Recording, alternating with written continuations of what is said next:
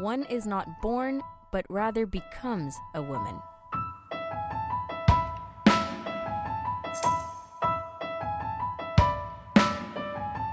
Welcome to AMI Audiobook Review, the weekly podcast where we chat all things audiobooks. I'm your host, Ramia Amadin, technical producer Nisreen Abdelmajid joining us throughout the episode. And the quote of the week is by Simone de Beauvoir, and she wrote The Second Sex, which is where this quote is from. And I kind of find it marvelous. Now, we come off the heels of International Women's Day, celebrated and recognized on March 8th of every year. And because we're talking equity with the theme of this year, I think it's quite fitting to talk about the growth of becoming a woman, identifying with. And of course, this comes in all angles. We can talk about transitioning. We can talk about growing, understanding, developing. We can talk about learning and unlearning. There's really just so much to get into why this quote speaks so powerfully of not just sex, but gender identity, of feminism, of femininity, and I think it's just beautifully, beautifully put, and so simply put as well. Now let's take a look at the CELA homepage. If you go to celalibrary.ca, you have the Center for Equitable Library Access and their entire catalog of audiobooks, Daisy, and ebooks. And on their homepage, they have 3 featured titles. The ones that are up there now, this is a fresh batch for all of you taking a listen every week. The House in the Pines by Anna Reyes, and this is a suspense and thrillers title, so check that one out if you're interested. The second one is Tell Me Pleasant Things About Immortality by Lindsay Wong. Ghost and horror stories. I haven't seen a ghost one up there in a while, so I'm very curious about that. And the last one is Bad Cree by Jessica Johns, and this is Indigenous Peoples fiction. All fiction titles up there. Kind of cool. Again, celalibrary.ca for your listens. Nisreen, you're joining us now because you have something that's making waves. Yeah, so picture it. As you commute on your daily commute, listening to a captivating audiobook, then all of a sudden, your listening is interrupted by an advertisement about, let's say, paper towel, okay? Bounty, okay? In this case, it appears Audible is once again testing the number of ad breaks potential users will tolerate while listening to audiobooks and podcasts. And according to Good eReader, there seems to be a renewed effort on Audible's part to place advertisements inside some audiobooks. And there are a number of titles that have been chosen for the limited testing program, including some books, podcasts, and Audible originals, while other titles without ads were able to opt out. So this test is being conducted only with non-members. So you would need to sign up for the ads to go away, basically. And I wanted to ask you, Ramya, is that convincing enough to, sign up for a membership? I'm not going to lie. Until you talked about this, I forgot that there is a version of Audible where you don't have to sign up to be a member. Like there's a free-ish version of Audible where, you buy the books in non-member price. That totally escaped me. And I'm here thinking, what are you talking about? But it's because I've been an Audible member for so long, right? It's like if you're a Spotify premium member, you forget that there's versions of Spotify without ads. No, just no. Sign me out. But yeah, I think that for anyone who is an Audible member, we talk about ads interrupting on all kinds of platforms, right? YouTube videos, whatever. I feel like I'd be so annoyed if an audiobook was interrupted with an ad. So annoyed, more than any other platform. Yeah, it just ruins the moment. You're so focused. And honestly, I used to tolerate ads all the time, going on YouTube and everything, still going on YouTube. However, they increased the amount of ads that are being placed in each video, so it drives me crazy. Every 2 minutes a new ad comes up, and I can't stand that anymore. Yet I'm still not a YouTube member, so I don't know if it's gonna convince me enough to pay extra for another streaming service. Yeah, but that was my rant. That's 100% preach. That's 100% true. I can't afford to add any more subscriptions. So luckily Audible's already part of my subscription tier. But if it's not part of yours and you're getting interrupted with ads, think again. Yeah. All right, well, stick around because we have other conversations coming up on the show, including Know Your Narrator with Sara Hillis, where we check out a voice behind her favorite audiobook listen.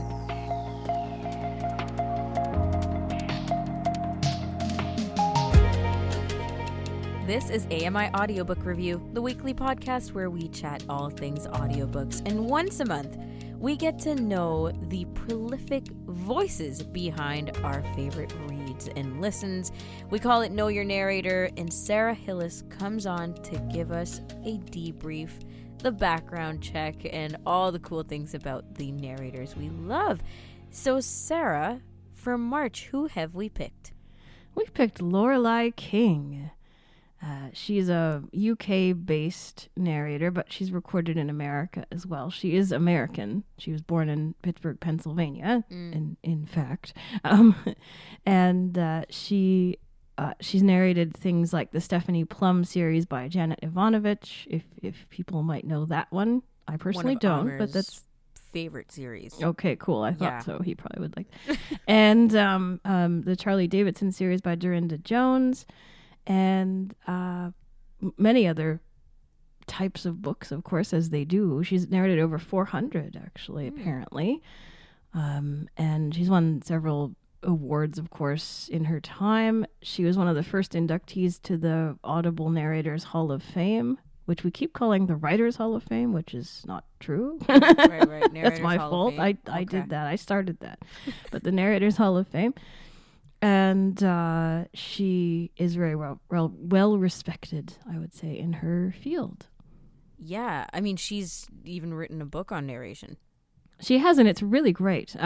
She and her like business partner, who's also been her producer before they started their business, Ali Murden, wrote this book called Storyteller, How to Be an Audiobook Narrator. And the audio version is very cool because they actually talk to each other. Like, you hear them narrating each section that they wrote, because Lorelei wrote from the narrator side and Ali wrote from the sort of producer-director side. But then they have little comments back and forth as they're talking about the different parts of how to be a narrator. So, like, Ali will say, "It's not that good, to argue with the producer too much." And Lorelei says, "Steady now, steady," and it's really funny. That's amazing. You said you checked it out. So is it a short read? Is it digestible? Yeah, it's about 2 hours and 40 minutes or something like that. It's a really short read, but it has a lot of info. It's just really concisely done. Okay, fantastic. Yeah. Well, there you go. A recommendation on the table for us. Tell us more about her background, her growing up, how she ended up in narrating kind of thing. Pittsburgh, Pennsylvania. How did that end up in narration? She's born in Pittsburgh, Pennsylvania in 1953. She lived in California with her parents later in life as a teen. And in 1981, so what, she's 28 by this time or something? Is that right? Yeah. She had this thought that she would move to either Paris or Yugoslavia. I guess her family, she has ancestry from what was Yugoslavia. And she had to take a stopover in London. And it was 3 days waiting for another flight to somewhere kind of deal. And she liked it so much she just stayed. So she hung out in the UK, and she'd done acting, like she had a sort of acting background in various ways, and she started acting in some British TV shows. She was in Notting Hill. I can't remember enough about Notting Hill to know which character she played, unfortunately. I know it's Hugh Grant. I should just know these things. But anyway, she was in that for sure. Luckily, that's not our topic. In like the 90s, and Ram is very excited that she is the voice of Lofty on Bob the Builder. Yes, this is the Lofty part is my 2 cents, but I'm thinking that's who she played when she played voice on Bob the Builder, which is kind of cool already. Just saying. Yeah, I'm pretty sure that I had read that. Yes, yeah, I'm pretty sure it was her. So, and she has co-produced, I think, some later Bob the Builder things. Like, I'm not sure if they were movies or like special Bob the Builders. I guess she's been involved in keeping it going, I guess. Very nice. Which is kind of cool. She got into narrating similar to Robin Miles. She was working with somebody. That's what it was. She was working with a person on a job of some sort. I don't know which job it was, but they were looking for an American voice at the RNIB to read some short stories, I think it was. And I don't know what year this was, unfortunately, but she started with the RNIB, which is, of course, Royal National Institute of Blind People, as it's called now. And she read for them, and she said that it really helped to develop her craft, because she didn't know that narration was a thing until she did this. And then so the guy brought her in, and he thought, oh, well, we've got a studio for a whole day, we might need the whole day to do this. She got the thing done in a morning, basically. Natural. Because she just was, she was that good, and he was really impressed with it, and he took her out for a nice lunch, and she's like, hey, I could do this job for a living, that's really cool. And so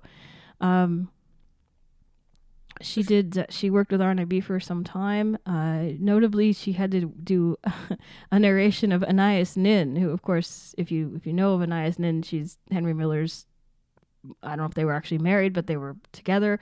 I think they were married.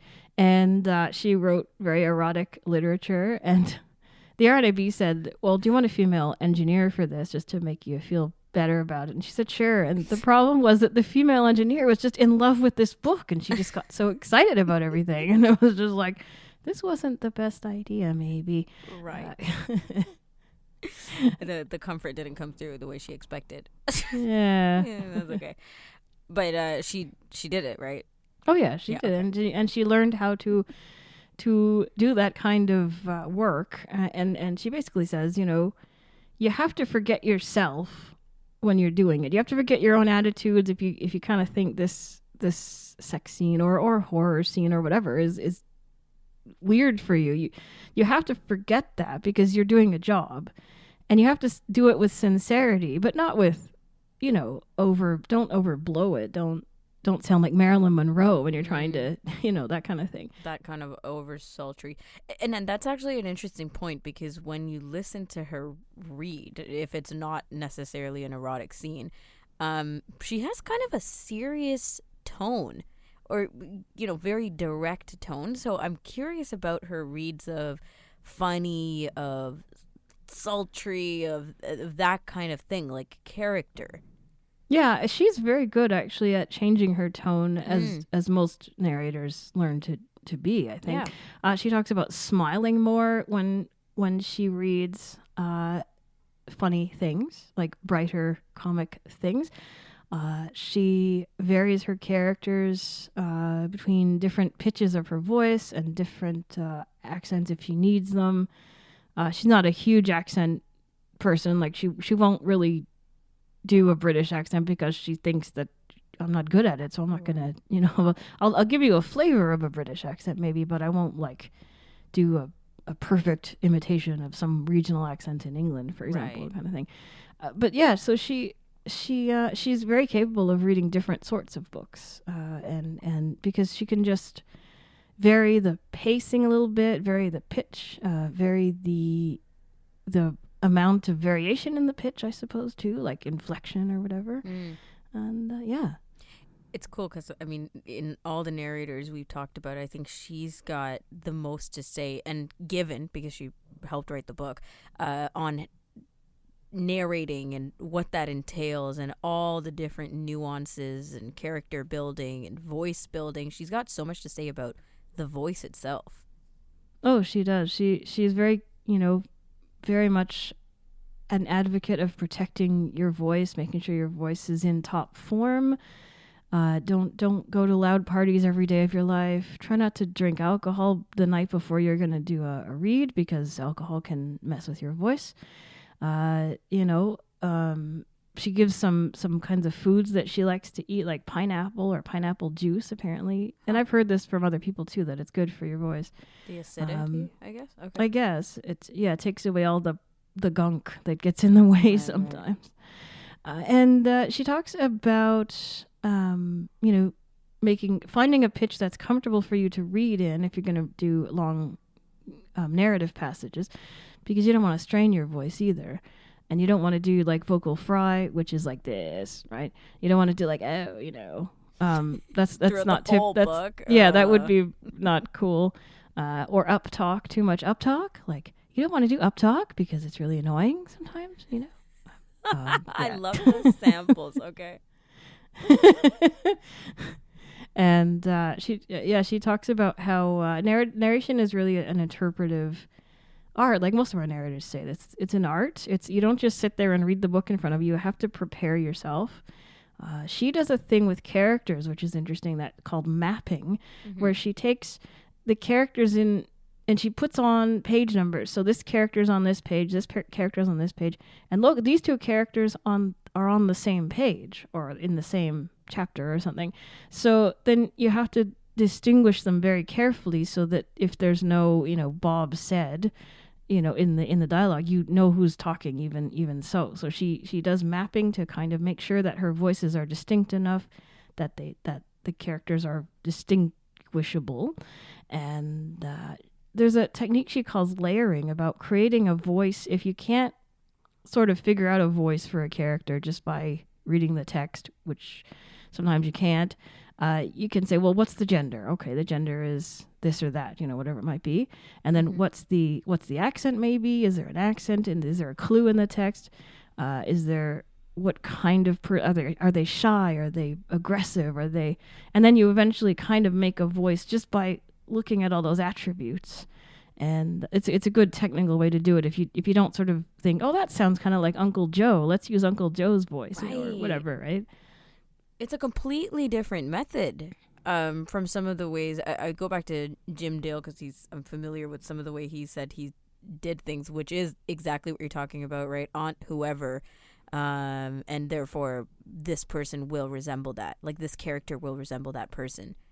Yeah, she talks about the mapping thing or the layering thing rather, as a kind of a last resort, right? If you do have people you can sort of model the voices on, that's cool. And she makes cast lists, and then she saves them all so that if she can recycle a voice for some other character, she can do that.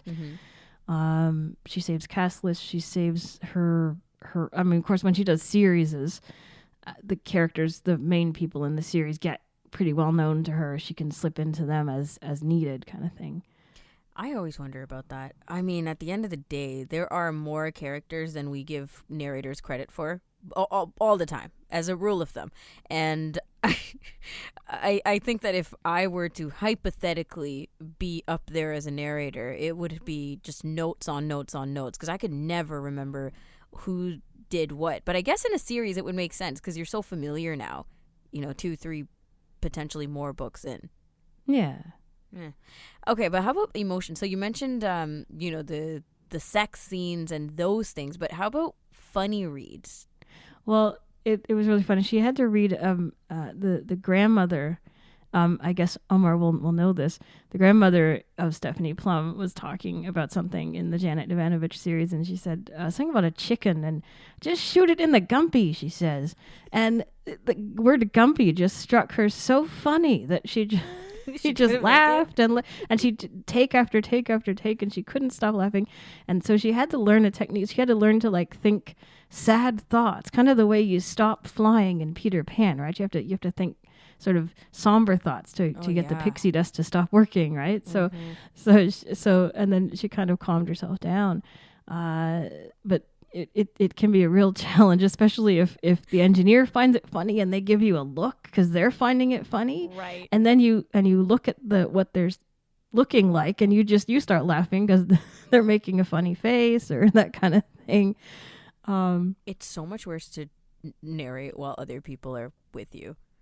Yeah, I mean, of course Yeah. they're separated by the glass, but you can see Nonetheless, if yes. if she can see, like, I would be happy because I would never see anybody's faces, but Exactly. um Exactly. And- And how about, because she actually does say a lot about emotion, right? And how emotion plays into your reads, but also the opposite, having to say, okay, real life can't get in the way right now. yeah, emotion. She says emotion it comes through the voice. The voice shows everything you are, your posture, your rigidity or lack thereof, your emotion. And she had a call one time. Her husband had been diagnosed with cancer, and she's in America. He's in the UK. She's doing a book, and she has to go right back to the book and read it. But she had to like get a hold of herself first because yes, it's a job. Like, but it was still difficult for her because again, how do you keep that emotion out of your voice? How do you do that? And she just had to find a way to do it. But it was a lighthearted book too. So any sort of sadness that you felt would really ruin the tone of the book. Yeah. She did it, but she said it was really hard. I'm absolutely sure it would be. Anyone who works in live radio knows that this is definitely truth. Now, I am so curious about this thing that she does called State of Grace. Oh yeah, she mentions this. It happens sometimes where she's narrating and the flow is just flowing so well that the words go to her eyes and out her mouth, and she's not really thinking about them, so her brain isn't kind of getting in the way. It's just coming out into the microphone almost of its own accord in a sense. And I think that in any thing like this, you can get into a zone like that where you just kind of you're flowing well. And she said it doesn't happen every time and it doesn't happen a lot, but when it does, it's just really cool. She just thinks it's great when the prose is just working really well, and yeah, you're just going and it's great. Yeah, I really like that. I also like knowing about whether our narrators enjoy this or theater, or bringing attributes of theater into their narration. Has she commented on that? Yeah, she basically says she likes this because of the intimacy, like a lot of the narrators have said it. She loves the intimacy of narration. You don't have to project as much. You're not trying to get to the back row of the room. You're just talking to one person. And sometimes when she's really getting tired, that's what she tries to do. She tries to talk to one person that she really wants to read the story to. Like, for example, her grandmother. She might use her grandmother who she loves and misses. And what if I was reading this story to my grandmother? I would want to put as much effort into doing that well as I could. So if she's really tired at the end of the day, and it can be an 8-hour day, then she uses her grandma, which is kind of nice. Yeah, I really love that. I think that that's really nice because you can channel such genuine things, experiences, people, whatever, to put into your work. And that, I think, is very connective. Yeah, and she just considers it a privilege when people contact her and say, I read this book and I was really down, but your voice like helped me through the downtime. She loves getting emails like that because she gets humbled by it, and she realizes, this is a good thing for people. Like, we're doing a good thing for people. Yeah, she seems very engaging, with the art, with the people who take in the art, and also just in the vast amount of work she's done with the video gaming and animation and just every kind of voice work, along with being huge in the narration world for audiobooks. Yeah, she's done so much work in various voice fields. I think she's done commercials. I think she's done, of course, BBC radio drama. Yeah. That's where I first heard her. I can't name any of the dramas, unfortunately, but I have heard her several times on different BBC radio dramas. Video games you mentioned. Again, they sort of went over my head because I don't know what they are. But she's done various voices for video games, which is cool. Well, to be fair, when I went to go check out a sample of her voice, I was like, I know this person, but I can't necessarily narrow it down because it's true. I think she's everywhere, whether it's one of these big well-known series or just things in the past like Bob the Builder. So cool. Yeah. Thank you so much, Sarah. This is awesome. I enjoyed talking about her, and I think that we should all check out. Tell us the title again of the book about narration. Storyteller, How to Be an Audiobook Narrator by Lorelei King and Ali Mearden. Lovely. Awesome. Thank you so much. No problem. Sara Hillis is joining us once a month for Know Your Narrator, usually after our Sela Talk episodes. And today we featured Lorelei King. Next week we'll be checking back in with an avid audiobook listener. I'm Ramia Amuddin, host of AMI Audiobook Review with technical producer Nisreen Abdelmajid. Until next time, happy audiobook listening.